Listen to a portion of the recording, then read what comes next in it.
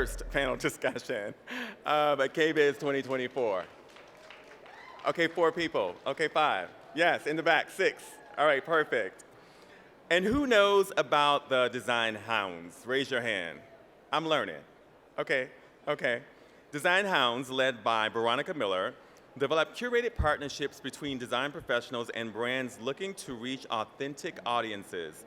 Designhounds is a close-knit network of over 700 plus interior, kitchen, and bath design professionals. Their combined total reach totals over 5 million design-savvy audience members.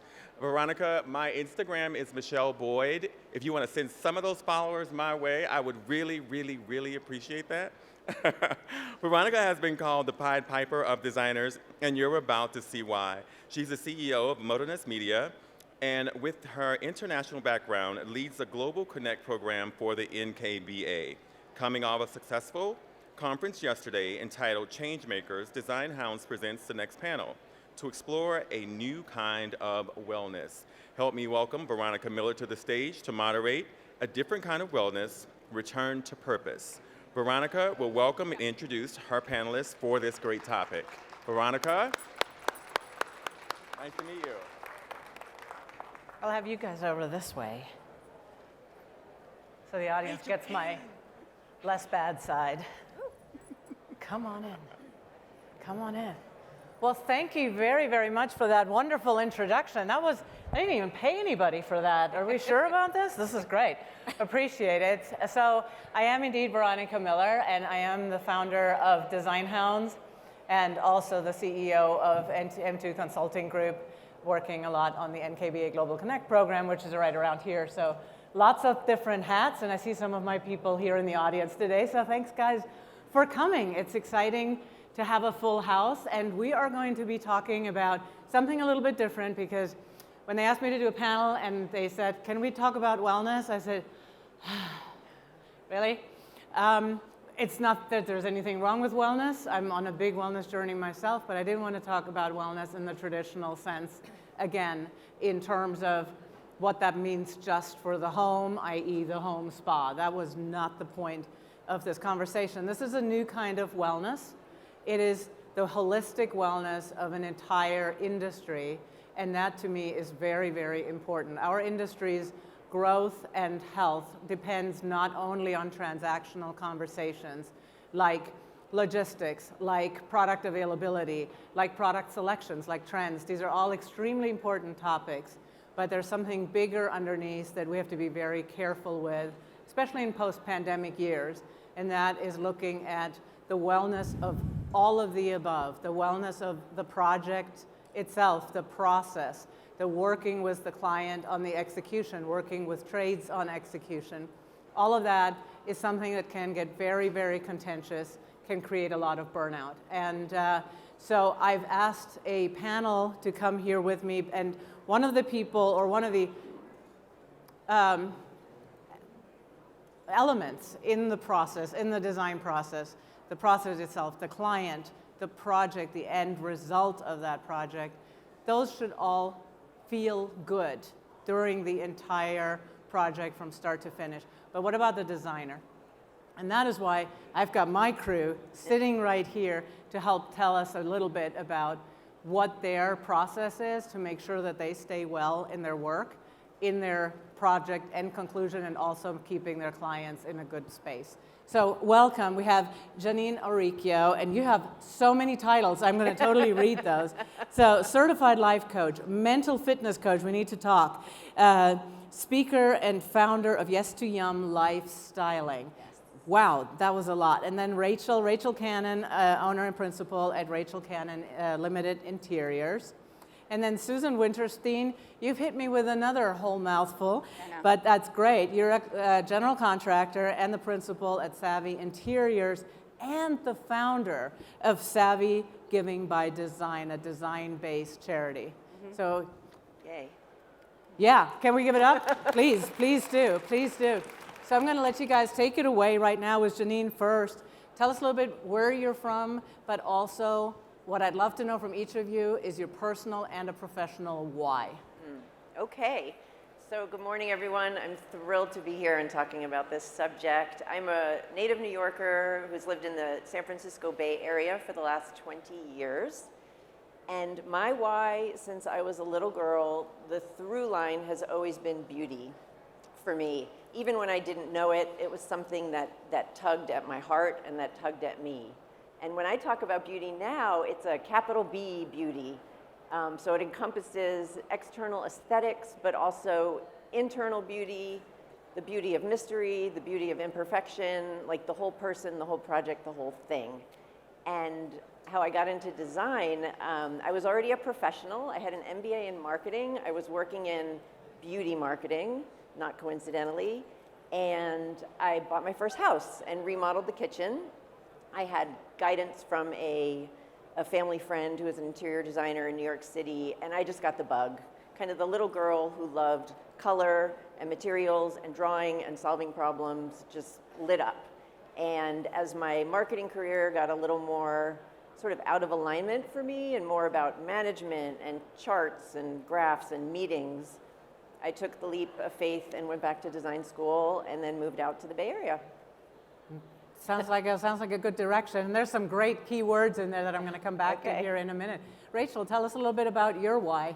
So I'm originally from Baton Rouge, Louisiana. I was born and raised there, still live there. That's where my business is. And I had the epiphany about 6 years ago that I'm an introvert, even though I'm not shy, I'm not quiet, but I am an introvert. And so that completely shifted my business in helping introverts find and use their voices. And you would be shocked how many people in their own homes feel like they don't have a space that's just theirs, or even in their offices, even the businesses that they own. So we cater to professionals with demanding schedules, and now the new caveat is introverted professionals with demanding schedules. And the way I got into design is my mom hired a designer when I was 16 to help with our home, and I was fascinated by it. I had always been creative and sort of had an ability to sketch and draw, but no one had put those pieces together for me to let me know, like, you could actually have a career doing that type of work. So I don't know why I did this, but when I got to college, I declared pre-med, because why not? Right. Which and is very closely aligned with interior design. Well, should have been a dermatologist because I'd be making a ton of money, but anyway. So I just decided after one semester, like, I don't love this. Like, I could do it. I was making great grades, but it just didn't excite me. So I changed my major to interior design, and I loved it, and I love the history of design, and I got a minor in art history because every hour that I could sit in a room learning about the history of art and design was just like magic for me. And so that's how I'm where I am. Cool. And last but not least, Susan. Gosh, let's see. I didn't set out to be a designer. I didn't grow up. My grandmother was a designer, but I thought it was like overwhelming and yuck. I think I wanted to work with kids, and then I decided to have kids instead. And so I was pregnant probably with my 5th child, and somebody asked me to come help them with their home, and I said yes, and they gave me some money, and I thought, oh, that's really nice, because I have a degree in psychology, and I thought I was going to get a marriage, family, child counseling license, and I stopped that program and feel like I'm right back in there again being the family therapist. So it kind of blended all of the things that I do enjoy, and so I think my why was just trying to make their spaces a little better and try to bring some harmony and peace, and so that's how I got into it. The motivation is incredible, and I think you guys have kind of run the gamut of different ways of thinking about design.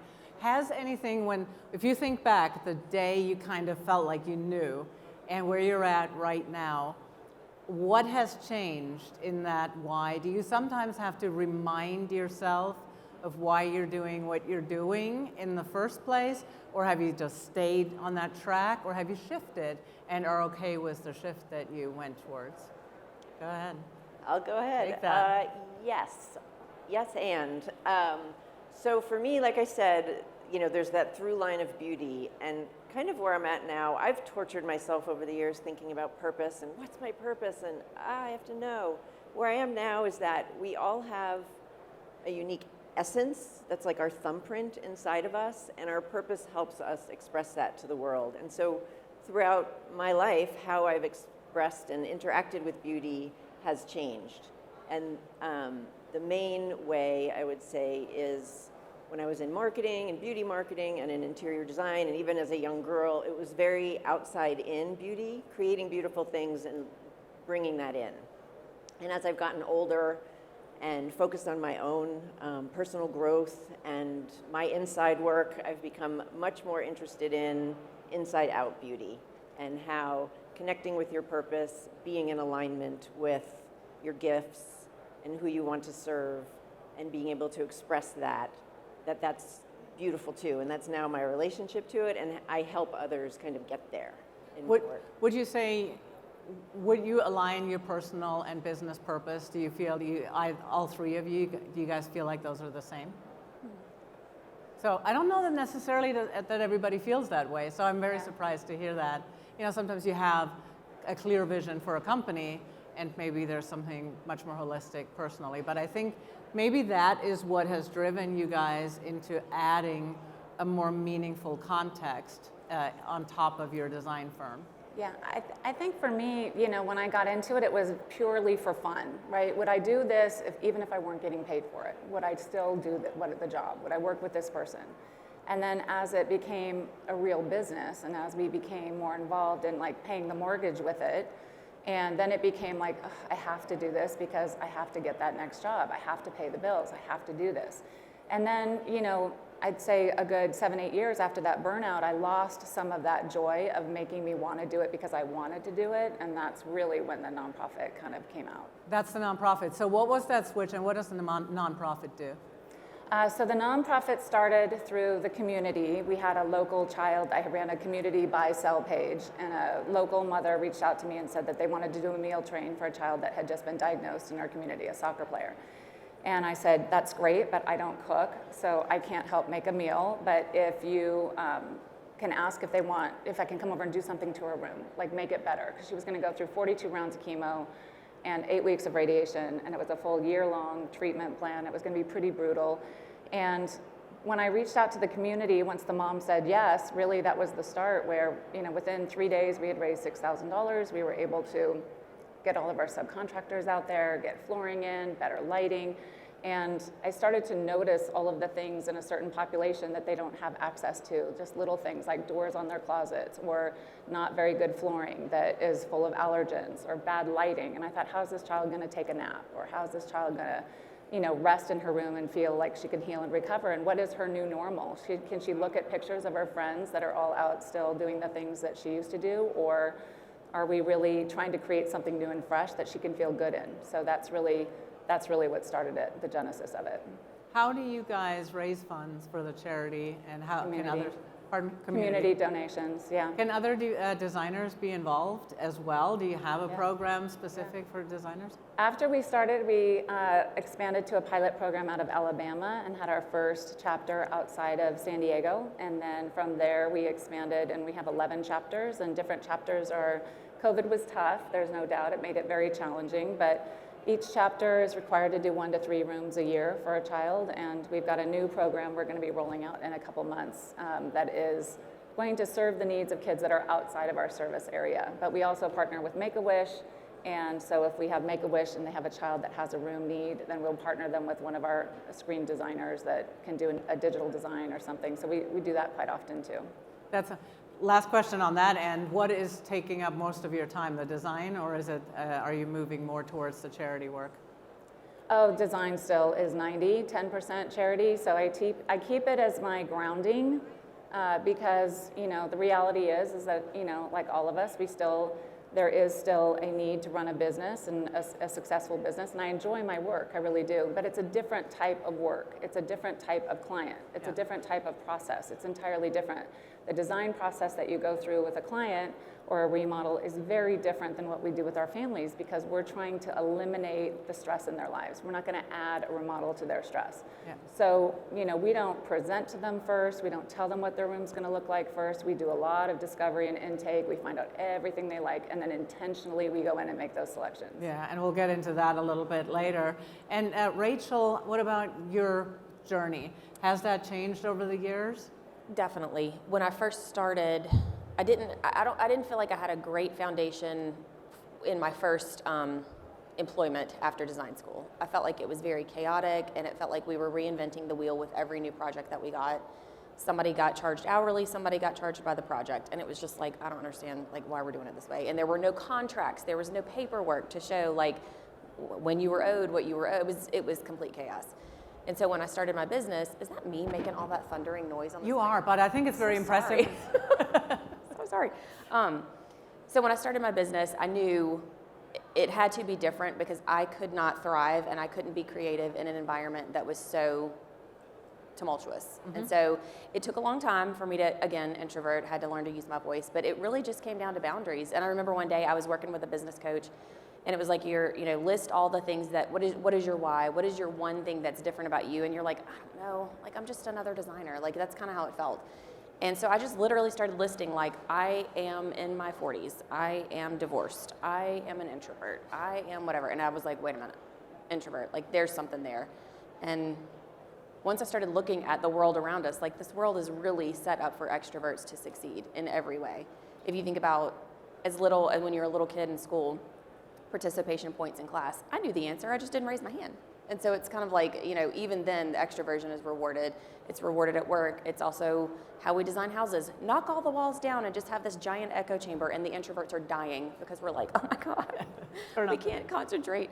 So yeah, that was like an epiphany for me and turning point for sure. So it's really kind of a self-care journey in some way for all of you guys to create some new balance. And one of the big things that I'd like the audience to take away today is to help them get some pointers on how to minimize stress and how to fill your own cup first. We had a great Designhounds conference yesterday. I was telling you guys backstage earlier, where we really kind of dug our heels into wellness of the people that are creating the design, rather moving away from the transactional focus yet again and going into saying, hold on a minute, you need to sometimes introspect. Because I think if you're stuck in the day-to-day and you're just kicking and screaming and making money and doing well, that's still stress, right?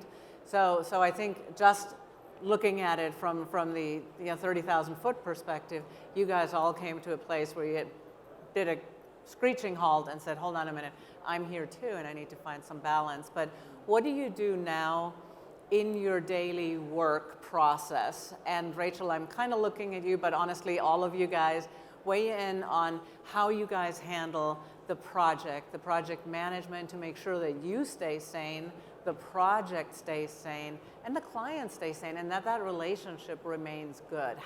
What's the secret sauce there to make that happen? Well, I'll go first because I'm kind of a maniac when it comes to so my CFO is here, and he just started with me. He's also one of my best friends. His husband is here as well. He started with me in August of last year, and I think he realizes now like it's not just fun, it's not just shopping, it's not just like he's there to add structure to the financial side of things. But when I say that we have a process, like I'm sure my employees are like, oh my God, here she comes with another checklist. But like I really am that way. Like I remember I had a friend that had a baby and I was in the hospital visiting her, and I just like watched, because everything is business to me now. And I'm like, okay, so this person came in and wrote something on that chart, and that's their one job, and then they left. And then this other person came in and they checked something on that chart, and then they wrote their name, and then they left. I'm like, okay, every business needs to run like a hospital. Like if you complete a task, it needs to be on a chart and somebody needs to sign off on it that it's done. And we have that. Do we use it every day? No, but we do have it as a guideline. And then also helping the client see that when they're buying your service, there is literally a step to everything. And so we've gone so far as to now have our marketing team, they created sort of it takes the client through the process. So where if you've gotten through schematic design and you're doing your final presentation and you're ready to be like, all right, let's pull the trigger, let's order all this stuff. And they're like, I really want to see like maybe 2 more chandeliers. We literally stop and go, okay, pull the slide up. So you're telling me you want to go back 2 phases to design phase now. Like, because there's a penalty for that. Like there's a monetary penalty for that because we're like, this train is leaving the station. And so having that process and being able to like stick to it, again, we don't stick to it all the time. It's kind of my choice when I deviate from it. But just having that structure has helped me personally so much because the client's not leading me around by the nose all the time and telling me, oh, I need to see this. And now I'm like, I've already shown you 10 rugs. We're not going back and doing more. Like the design is done. And if we're going back, you're going to have to pay a fee to start over. Would you say that's a solid process that works? Do you get pushback from client when you try to impose it? No, that's the most amazing thing is that like, they may, every now and then I may have somebody go, well, I'm not gonna sign a change order because I want to see another fixture. And I'm like, but you remember in your contract where you said I would show you 2 and that you would have to sign a change? Like, you are gonna sign one, because if we're getting to 3, you're gonna pay me to see the 3rd one. And whatever. I mean, sometimes there's a little bit of pushback. For the most part, when I say, okay, so just remember, if I show you the 3rd one, it's this much. Oh, okay, it's fine. I mean, you teach people how to treat you, and so that's really what it came down to. And in the meantime, we don't have to spend a lot of time on this, but in the meantime of me building this business, I was in a very horrible marriage, and I had to get out of that marriage. And it was like, I could not take any more coming at me from all angles. Like, I felt like everywhere I went, I got abused, and I was like, why do I even do this? Yeah. Like, I'm just here trying to do my best. And so setting those boundaries and, finding my voice and sticking up for myself, leaving that marriage, continuing my business, it all was sort of part and parcel of the same experience for me. I like the emotional intelligence. Yeah. That's kind of resonating with me from all 3 of you guys, because it takes, again, that introspection and that saying, this is just going to burn me up and out, and this is not going to work. Susan, what's your approach? I think it's changed over the years. I was very structured and very much like a hard line on certain things. And I think I kind of got back to, do I really enjoy this person? Do I really want to work for them and interview them as much as they interview me? And is this person's value system going to align and have more of a relationship? So I used to, up until a couple of years ago, had designers that were kind of the front people that would be a buffer between me and the client. And then after a couple of years, I really found that I missed that relationship of having that one-on-one. And that's really where I feel like I can adapt. Maybe it's because I have 5 kids or have that psych degree or whatever, but I can kind of look at somebody and try to tease out of them through discovery or through pointed questions what their objections might be, how they live, what they're looking for. And so we've eliminated edits. Like, we don't do edits because they know exactly what's coming and they know what to expect and I just have that type of relationship. And there's some clients that I do text with, and if they abuse it, then I redirect. But I'm okay, and I'm a little bit more casual and a little bit more relaxed, but I enjoy it more. Yeah. And I think it depends on the people. But I had a client text me yesterday about their toddler's taking markers to the sofa, and he was so scared. Brand new sofa, and we've all gotten those texts. And then he's like, but I took a wet paper towel and it all came out, and I'm so happy. And I was like, I love that. You know, like, that's why I do it, because I like knowing that we had an impact. He has a beautiful space and he can have toddlers. Great. Yeah. I think it was Janine. Did you give me kind of, as we were planning this conversation, you mentioned no texting with clients, or was it you, Rachel? That was you? Yeah. I'm the boundary queen. Don't text me. You're not even gonna get my cell phone number. Because at the end of the day, and I love that you're like, can be chill. I'm not. I'm very high strung. I'm very whatever. Please don't text me. Like, I'm not thinking about your project when I'm at home. Who here texts with clients? I'll need to stop. Who has a hard no on texting with clients? Who will absolutely not permit it? Team Rachel over here. That's interesting. Janine, you mentioned that wellness is an inside job. Yes. And that there are 3 areas of personal wellness in your space. Tell us a little bit more about that. Sure, yeah. I mean, I could talk about this all day, but I'll try not to. For me, it's very holistic, whether we're talking about your personal wellness or approaching my business or your business. And it's a physical, mental, emotional, and spiritual work that, for me to live my purpose, it's like a daily commitment to those things.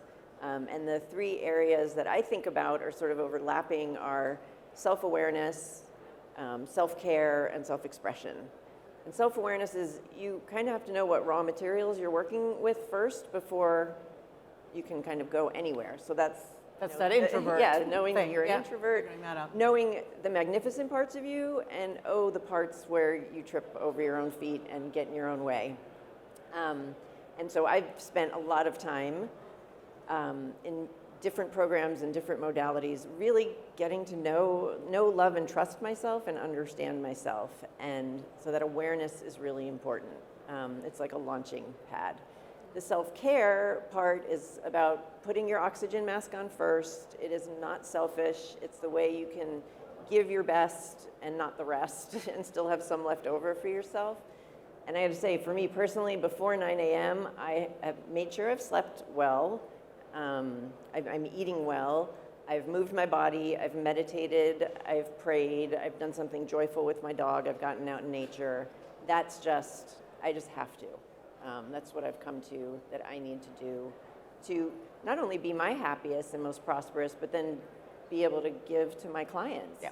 And then the self-expression part, which everybody here does so well through their design. Unfortunately, if you're really stressed out, it's really hard to be your most creative and to do that really well.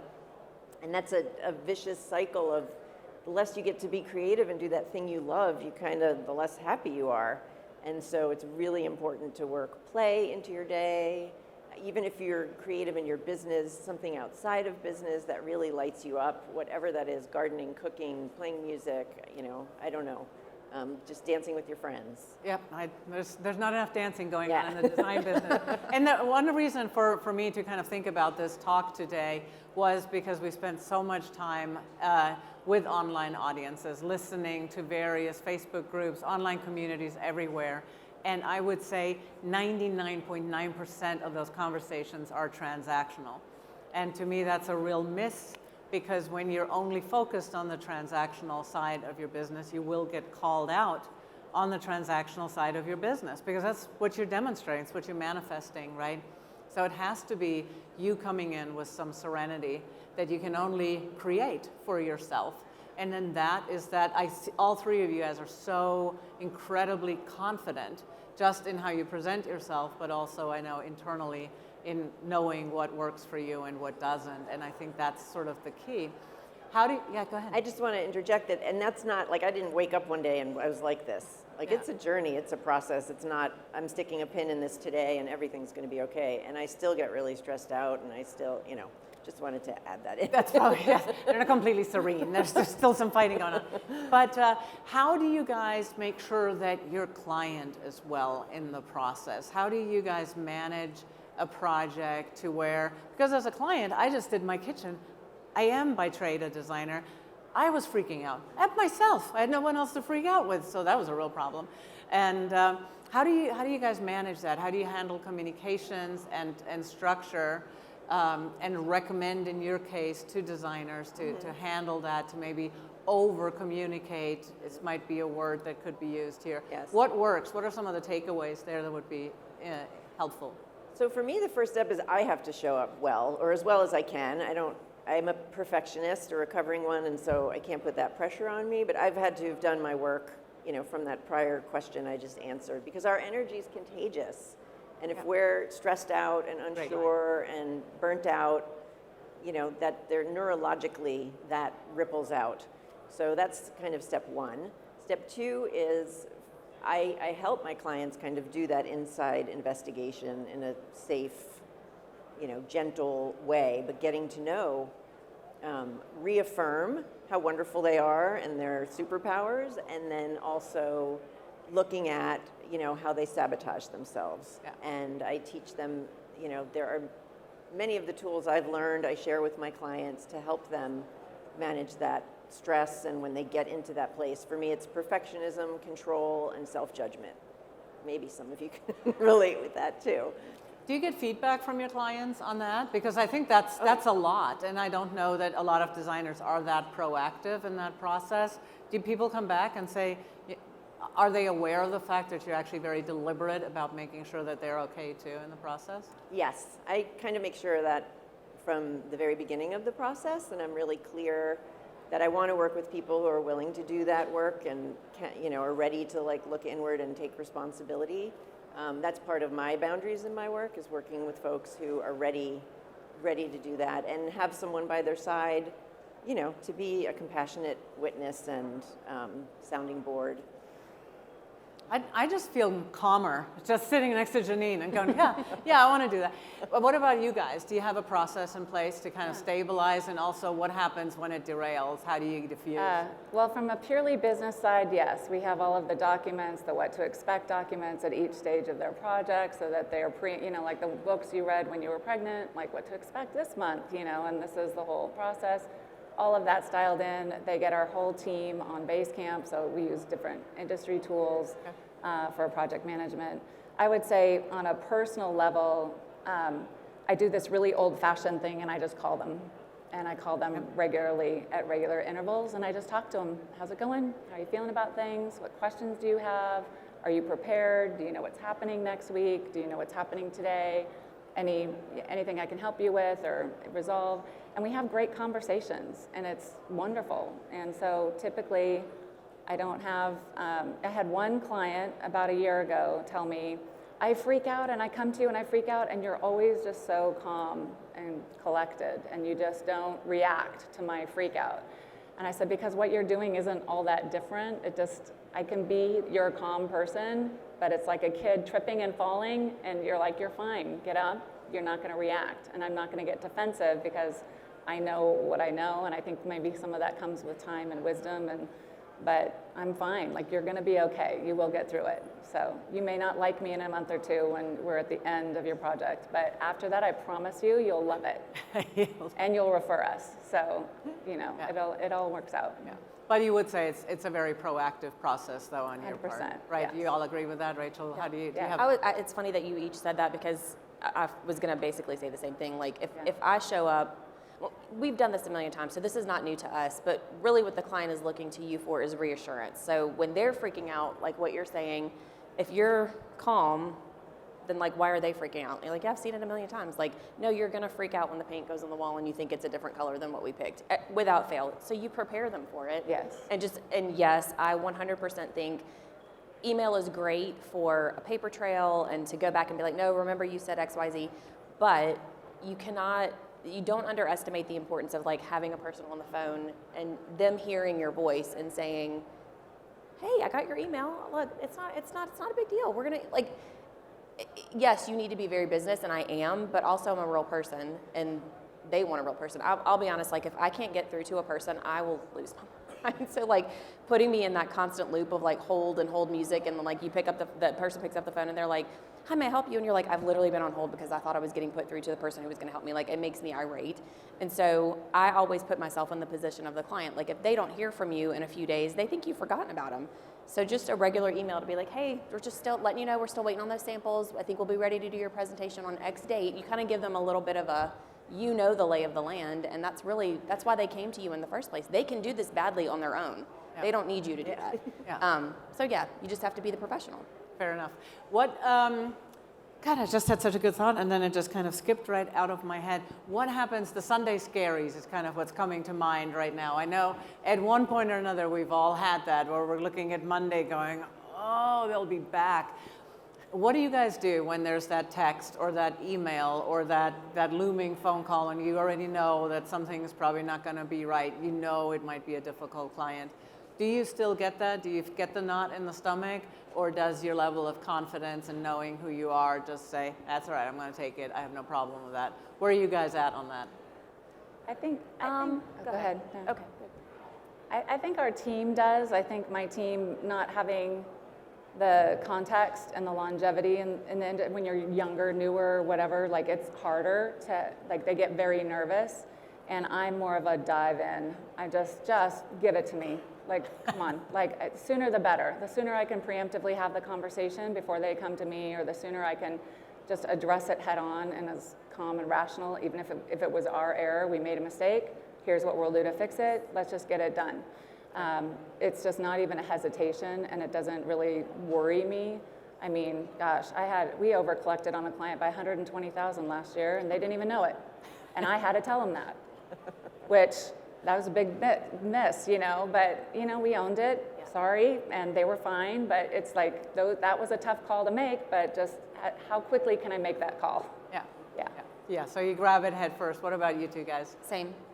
Yes, I mean, there are going to be moments where things go sideways, and the more you are willing to just step up and have a difficult conversation, or as my friend would say, a courageous conversation, that's what they want. They just want to hear that you know what you're talking about, that you have a plan, that you're going to fix it, they're going to make it right. I think that's a great example, though. Like we always put ourselves in the position of the client is upset about something, and that's tough for us because we're like, just let us do our thing. But no, whenever it's on you and you're like, oh my God, we need to call them and tell them that we literally have $120,000 for their, like that's tough, but you just do it. We won't keep promoting that part. No, but I think it's a great example because I mean, like we've had something recently that wasn't that much, but like we over collected on something, and so we've had to figure out how are we going to deal with this. And yeah, like you just have to have the courageous Right. conversation and Human own error. it. Yeah. It's human error.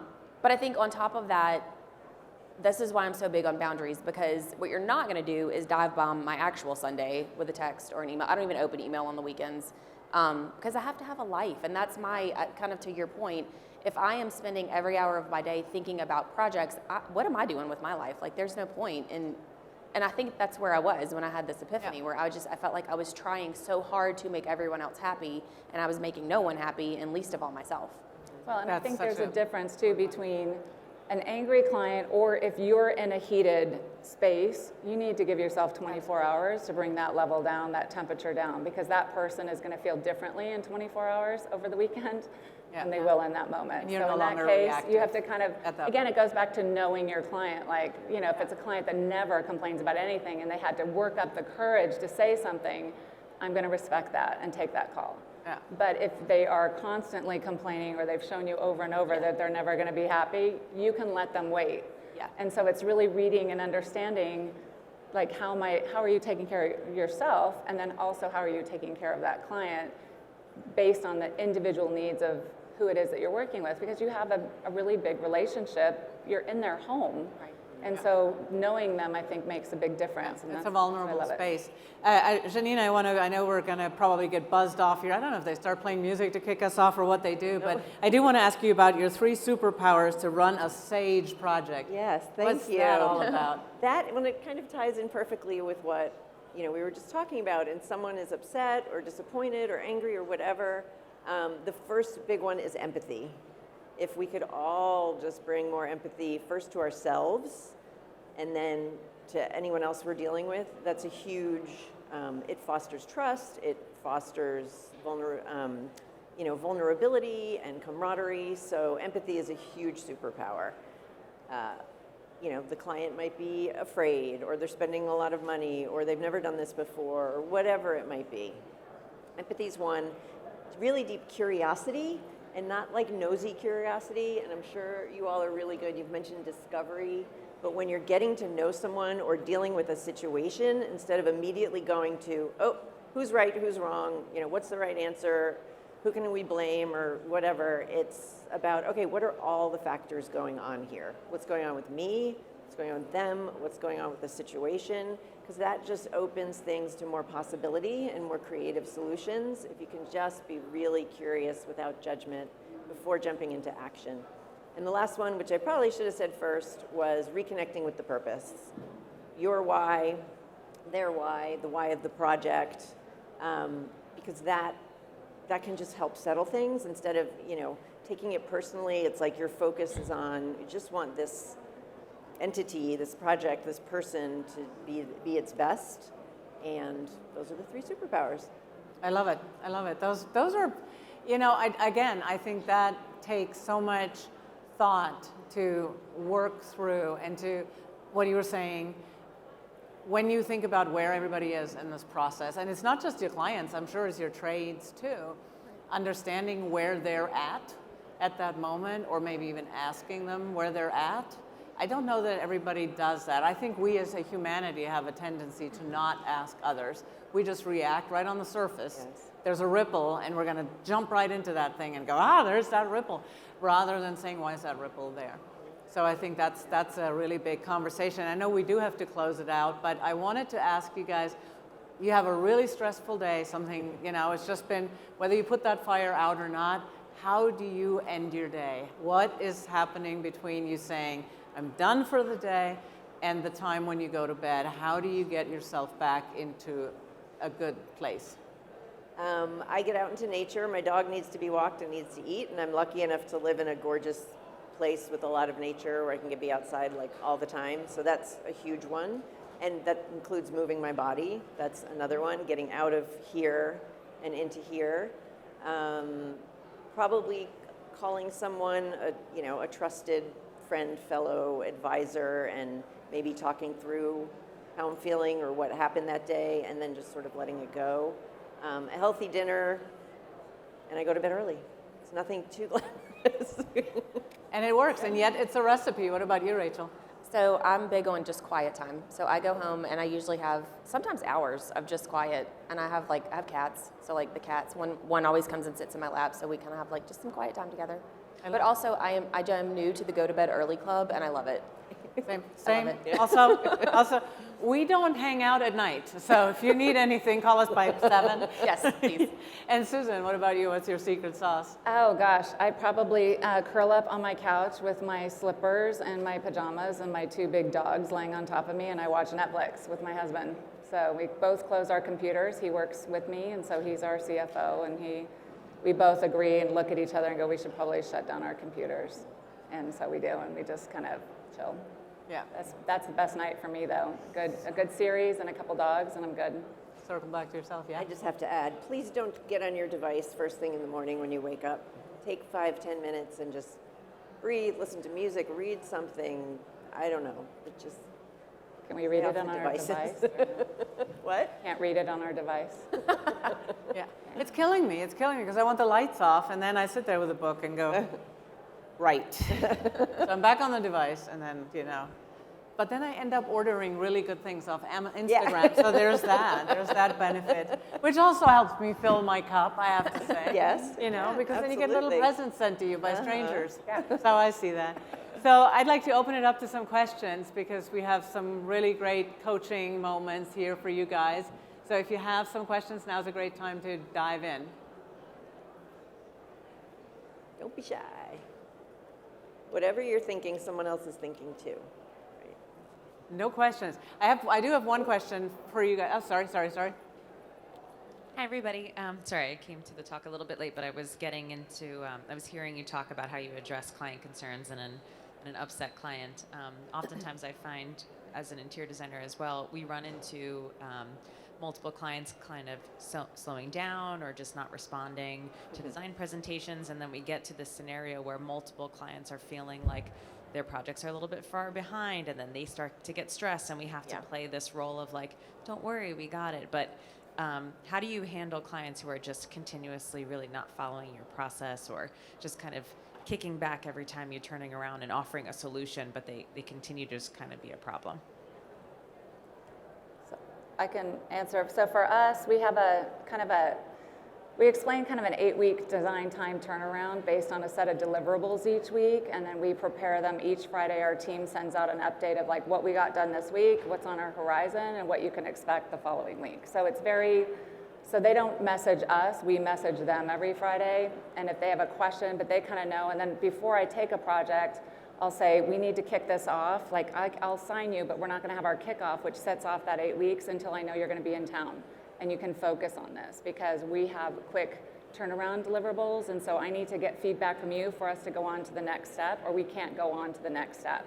So if we don't hear back from you within that time period, then we can put it on a pause. And nobody really has, but with cloud-based stuff and the ability to meet from wherever, and a lot of our clients are out of town. So it's just letting them know like what we're going to need from you in a week or two. And when they know, they can kind of mentally prepare. I've found they can mentally prepare a little easier. Does that help? And again, I just want to keep bringing it back to my personal takeaway, nicely done, Veronika, from all of you guys is the confidence with which you present these points. And I think we are so good at confidently talking about transactional things, the contracts, the documents, the change orders, the logistics side of it. I think everybody's gotten enough learning in to get that right, but that's not inherent confidence. And that comes really from this balance between taking care of yourself, putting that oxygen on yourself first, and then looking at the wellness of the process and the project. And at the end of that, of course, the client themselves. I also think too but when you have those kind of transactional things in there, it frees up your brain because it makes your life easier. Fair. So all of those things in place, when you can start to have the right words and being able to explain it to someone and it's logical and it makes sense, it's a sales. Like we're all in sales, right? You're selling them your process and you're selling them what you expect from them just as much as what they expect from you. So they are a part of it. It's an iterative partnership. It's not you working for someone else. It's really working together. And the more structure you can give, then it opens yourself up to more of that self-care because it makes your life easier, right? You don't have clients that are coming at you saying, where's my project? Because they should already know where their project is in that process. Yeah. And so it just kind of frees you up. So it's very freeing when you can get, and it doesn't have to stay static and the same all the time. It can change and adapt according to where you want your business to go. But I think that it does wind up being very self-care-like when you. Yeah. But I think I would argue that if you know Yes. that the process in place will help you Right. take more time for self-care, I think a lot of people in this room are going to have a habit of worrying and a habit of not even thinking Yes. about self at any point. So if you guys, I think, isn't that the key point as a coach? That you Yes. might find that you have to remind people that they actually do have to take care of themselves. Yes, right? that they're the most important in this scenario so they can deliver what they want to deliver. And I would just add too, the structure can be helpful plus the self-care. So I would even go to the very beginning of the process, and you guys have both talked about this, that you have like rules of engagement, and those are very clear. And that includes like the client is part of the team, and so they have accountability too. They can also go do whatever they want, but needing to know that there's consequences, right? And so, yeah, I like to set up the rules of engagement even with my clients, like no ghosting. What's an appropriate response time? What's, who's in charge at what phase of the project? And just you brought up over communicating earlier, which there's Oliver Wendell Holmes had this great quote that the biggest problem with communication is the illusion that it already took place. So What is it? It's what? the illusion that it already took place. Oh. So you might think you've communicated it, but say it But three you more did. times. You might have assumed it because Right. you do it every day. Yeah. Kick us off the stage. Start singing something. Awesome. Do we have time? What would be your top advice to someone who is coming out of a season of depletion and burnout? Like, I know you can't give from an empty bucket, but when you still need to show up and give, like, what is your top tip for that? Oh, sorry. Who wants that? You look very. I know. Yes. I would say get out and Susan is volunteer. pouncing. Find an organization in your community, get out. It's an entirely different experience when you're using your design for people that wouldn't ordinarily have access maybe to the design talents that you have.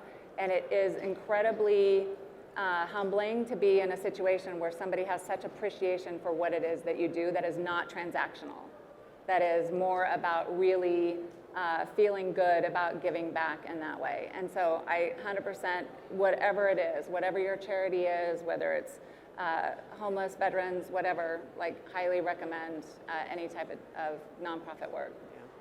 That's a great question. All right, we're going to let you get on with your life. Design Bites is up next at noon, which is always fun and engaging, so I know they're going to have to set up in here for that. But if you guys have questions for our panelists, please hang around and come up to the stage and meet them and learn more about them or grab a business card. Thank you very much for coming. Appreciate Thanks, it. everybody. Thank you.